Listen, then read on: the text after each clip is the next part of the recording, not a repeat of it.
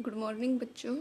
SV academy की online classes में आप सभी का स्वागत है। आज अपनी कक्षा 6 का अध्याय 3 तंतु से वस्त्र तक का पार्ट नेक्स्ट सेकंड पढ़ेंगे। लास्ट वीडियो में अपने पढ़ा था जंतुओं से प्राप्त कौन से तंतु होते हैं और पादपों से कौन से प्राप्त तंतु। आज अपने 3.4 सूती धागे की कताई कैसे की जाती है उसके बारे में पढ़ेंगे। तो स्टार्ट करते हैं अपने। आप समय सूती धागा बनाने का प्रयास कर सकते हैं। तो इसके लिए क्या करेंगे? क्रियाकलाप 4। एक हाथ में कुछ रुई पकड़िए, दूसरे हाथ के अंगूठे तथा तर्जनी के बीच कुछ रुई की चुटकी भरिए और इसे धीरे धीरे रुई से बाहर की ओर खींचिए तथा रेशों को लगातार ऐंठते भी रहिए। क्या आप धागा बना सकें? रेशों से धागा बनाने की प्रक्रिया को कताई कहते हैं। तो कताई किसे कहते हैं? रेशों से जब धागा बनाया जाता है तो उसे कताई कहते हैं। इस प्रक्रिया में रुई के एक पुंज से रेशों को खींचकर ऐंठते हैं। ऐसा करने से रेशे आसपास आ जाते हैं और धागा बन जाता है। कताई के लिए एक सरल युक्ति हस्त तकुआ का उपयोग किया जाता है, जिसे तकली कहते हैं। तो कताई के लिए कौन सा हस्त तकुआ है? तकली। हाथ से प्रचलित कताई में उपयोग होने वाली एक अन्य युक्ति चरखा भी है। चरखे से भी क्या धागा बनाया जा सकता है। चरखे के उपयोग को राष्ट्रपिता महात्मा गांधी ने स्वतंत्रता आंदोलन के एक पक्ष के रूप में लोकप्रियता प्रदान की थी। उन्होंने लोगों को हाथ कते धागों से बने वस्त्रों को पहनने तथा ब्रिटेन की मिलों में बने आयातित कपड़ों का बहिष्कार करने के लिए प्रोत्साहित किया था। खादी के प्रचलन को बढ़ावा देने के लिए भारत सरकार ने 1956 में एक संगठन का निर्माण किया, जिसे खादी एवं ग्रामोद्योग आयोग कहते हैं। वृहद पैमाने पर धागों की कताई का कार्य कताई मशीनों की सहायता से किया जाता है। यानी यदि बड़े स्तर पर किया जाए तो उसमें कताई की मशीनें होती हैं, उनके द्वारा कताई का कार्य किया जाता है। कताई के पश्चात धागों का उपयोग वस्त्र बनाने में किया जाता है। तो इस तरह से कताई के लिए कौन से औजार? सबसे पहले तकली या तकुआ, दूसरा चरखा, या फिर कताई की मशीनें होती हैं, उनकी सहायता से धागे की कताई की जाती है। फिर कताई के बाद में धागे से वस्त्र कैसे बनाया जाता है? तो धागे से वस्त्र निर्माण। धागे से वस्त्र बनाने की कई विधियां हैं। इनमें 2 प्रमुख विधियां बुनाई तथा बंधाई हैं। तो पहले क्या करेंगे? बुनाई। क्रियाकलाप 2 में आपने यह ध्यान दिया होगा कि वस्त्र धागों के 2 सेटों, जिन्हें एक साथ व्यवस्थित किया जाता है, से मिलकर बनते हैं। धागों के 2 सेटों को आपस में व्यवस्थित करके वस्त्र बनाने की प्रक्रिया को बुनाई कहते हैं। तो बुनाई किसे कहते हैं? जब धागों को इस प्रकार व्यवस्थित किया जाता है और उससे वस्त्र बनाया जाता है तो उसे बुनाई या वीविंग कहते हैं। आइए कागज की कुछ पट्टियों को बुनने का प्रयास करते हैं।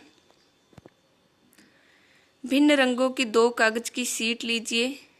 दोनों में से 30 सेंटीमीटर लंबाई तथा 30 सेंटीमीटर चौड़ाई की वर्गाकार शीट काटिए।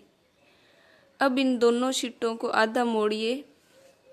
एक शीट पर चित्र 3.12 के ए में दिखाए अनुसार रेखाएं खींचिए तथा दूसरी शीट पर चित्र 3.12 के बी में दिखाए अनुसार रेखाएं खींचिए।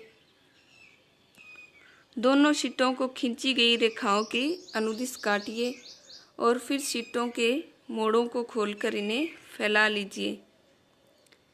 एक शीट की पट्टियों को एक एक करके दूसरी शीट के कटाओं से, जैसे चित्र 3.12 के सी में दिखा रखा है, दिखाए अनुसार बुनिए। जैसे ये 2 पट्टियाँ ली थी, फिर इन पट्टियों को ऐसे काटते हुए दिखाया हुआ है, फिर इनमें बुनाई का कार्य सी नंबर डायग्राम के अनुसार किया जा रहा है।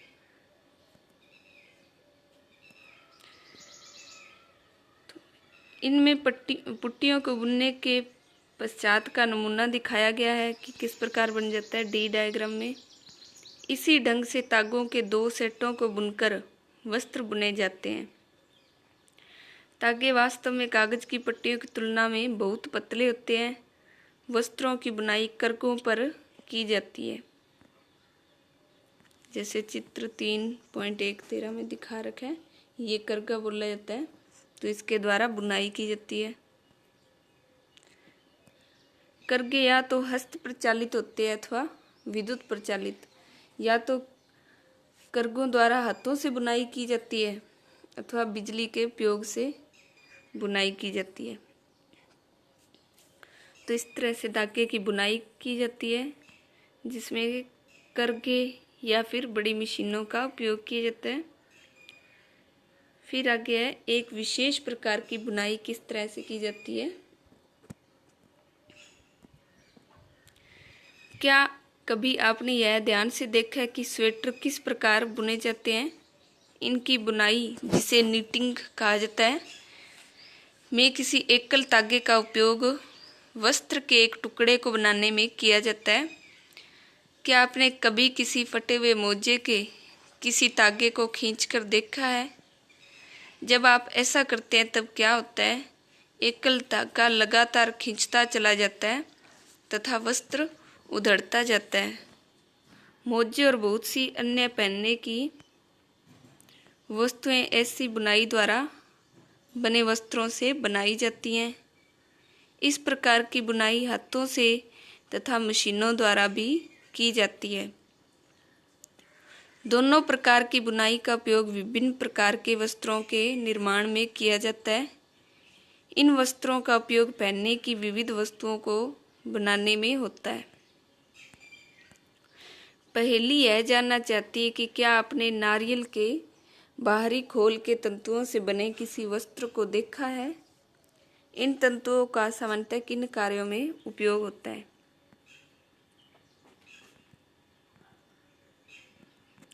तो ये नारियल के जो तंतु हैं, इनसे क्या क्या बनाया जाता है उसके बारे में आगे पढ़ेंगे। 3.6 वस्त्र सामग्री का इतिहास। जो वस्त्रों को बनाने के लिए जिस सामग्री का उपयोग किया जाता है उसके इतिहास के बारे में पढ़ेंगे। क्या आपने कभी यह जानने का प्रयास किया है कि प्राचीन काल में लोग पहनने के लिए किस सामग्री का उपयोग किया करते थे? वस्त्रों के विषय में पूर्व प्रमाणों से ऐसा प्रतीत होता है कि प्रारंभ में लोग वृक्षों की छाल, बड़ी बड़ी पत्तियों अथवा जंतुओं की चर्म और समूर से अपने शरीर को ढकते थे। कृषि समुदाय में बसना आरंभ करने के पश्चात लोगों ने पतली पतली टहनियों तथा घास को बुनकर चटाइयाँ तथा डलियाँ, जिसे टोकरी कहा जाता है, बनाना सीखा। लताओं, जंतुओं की ऊन अथवा बालों को आपस में ऐंठन देकर लंबी लड़ियाँ बनाई। इनको वस्त्र के रूप में बुनकर तैयार किया। पूर्व में भारतवासी रुई से बने वस्त्र पहनते थे, जो गंगा नदी के निकटवर्ती क्षेत्रों में उगाई जाती थी। फ्लैक्स भी एक पादप है जिससे प्राकृतिक तंतु प्राप्त होता है। प्राचीन मिस्र में वस्त्रों को बनाने के लिए रुई तथा फ्लैक्स की कृषि नील नदी के निकटवर्ती क्षेत्रों में की जाती थी। उन दिनों में लोगों को सिलाई करना नहीं आता था। उस समय लोग अपने शरीर के विभिन्न भागों को वस्त्रों से आच्छादित कर लेते थे। वे शरीर को आच्छादित करने के लिए कई विभिन्न ढंगों का उपयोग करते थे। सिलाई की सुई के आविष्कार के साथ लोगों ने वस्त्रों की सिलाई करके पहनने के कपड़े तैयार किए। इस आविष्कार के पश्चात सिले कपड़ों में बहुत सी विभिन्नताएं आ गई हैं, परंतु क्या यह आश्चर्यजनक बात नहीं है कि आज भी साड़ियों, धोतियों, लुंगियों तथा पगड़ियों का बिना सिले वस्त्रों के रूप में उपयोग किया जाता है। जिस प्रकार समस्त देश में खाए जाने वाले भोजन में अत्यधिक विविधता देखने को मिलती है, ठीक उसी प्रकार वस्त्रों एवं पहनने की वस्तुओं में भी अत्यधिक विविधता पाई जाती है। तो ये वस्त्र को बुनने का एक चरण दे रखा है। क्या करते हैं, सबसे पहले कपास का गोलक होता है, उसे क्या किया जाता है, ओटा जाता है। जब वो पूरा परिपक्व होकर टूट जाता है तो उसे ओटने की क्रिया से अलग किया जाता है कपास को। कपास से फिर रेशे बनाए जाते हैं, रेशों की फिर कताई की जाती है, कताई से फिर धागा बनाया जाता है और धागे से बुनाई की जाती है और वस्त्र बनाए जाते हैं या बंधाई द्वारा वस्त्र बनाए जाते हैं। तो इस तरह से वस्त्र निर्माण की क्रिया की जाती है। तो ये अपने अध्याय 2 कंप्लीट हुआ है। नेक्स्ट वीडियो में अपने इसके क्वेश्चन आंसर करेंगे। जो इसके प्रमुख शब्द है वो देखिए कौन से हैं। रुई, रुई कपास के पौधे से प्राप्त की जाती है। वस्त्र, तंतुओं को बुनने के पश्चात वस्त्र बनता है। तंतु, धागे में छोटे छोटे जो रेशे होते हैं उन्हें तंतु कहते हैं। कताई, धागे को बुनना कताई कहलाता है। बुनाई, कताई के बाद में धागों से वस्त्र बनाना बुनाई कहलाता है। और धागा यह तंतुओं से निर्मित होता है। तो ये कुछ प्रमुख शब्द थे। नेक्स्ट वीडियो में अपने क्वेश्चन आंसर करेंगे। तो आज जो लेसन पढ़ाया है इसे एक बार आप रिवाइज करना और इसमें इम्पोर्टेंट बातें हैं वो ध्यान रखना। Thank you.